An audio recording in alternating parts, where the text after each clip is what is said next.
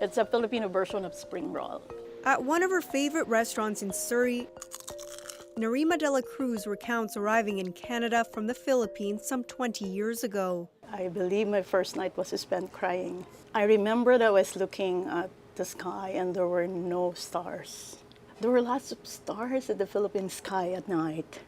All these years later, she says she still feels homesick, and she's not alone. A new survey commissioned by CBC News found out of about 1,500 newcomers to Canada who arrived in the past 10 years, 75% say they're homesick and miss their friends and family back home. 70% say they miss the way of life and traditions in their home country. It's always different when you have someone that you can talk to in your own language, someone, have the same color as you, someone who understands your longing, your wants, your culture. It's why De La Cruz became a leader in her community, bringing people together by helping throw events. I wanted to be part of the solution. The community gathers regularly, including through a choir that performs every week.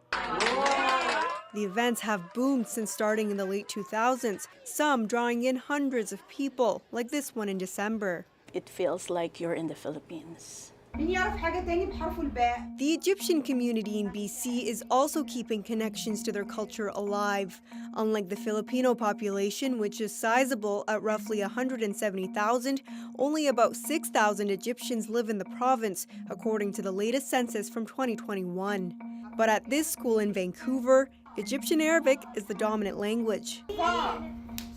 Students from 4 to 13 years old come here every Saturday for 4 hours. All of my relatives know how to speak Arabic, and I would like to speak with them. The school held its first class in 1983.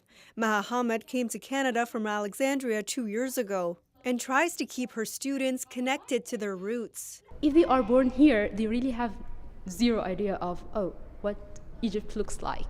So I just try to, draw some kind of image in their minds about what is Egypt and the people and the culture. With some 20 students per term, teachers and students say they feel like a close-knit family. Meanwhile, in another school, Simon Fraser University student Loretta Umukoro is missing home. She came to Canada from Nigeria in January 2020, alone, right before the world changed.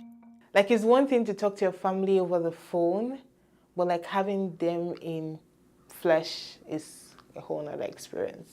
When people started traveling again for the holidays, the homesickness hit. All my friends were going back home, but I wasn't going back home. Until she made new bonds with a fellow Nigerian whose family invited her in for Christmas. That was amazing. I think that really helped me, just being around people from similar cultures as me, eating the same food I would have eaten back home. Umukoro hasn't been home in 5 years, but plans to go later this year. I'm counting down. I know the year just started, but I'm counting down. Lizeth Escobedo works closely with immigrants at the YMCA in Vancouver. She says all newcomers will feel homesick at some point. We do have it differently, and it's something completely normal. And understanding that we are not all by ourselves in this journey and this experience. And while they say it may never be exactly the same, people are doing what they can to build a home away from home as they choose a new life in Canada. Yasmine, CBC News, Vancouver.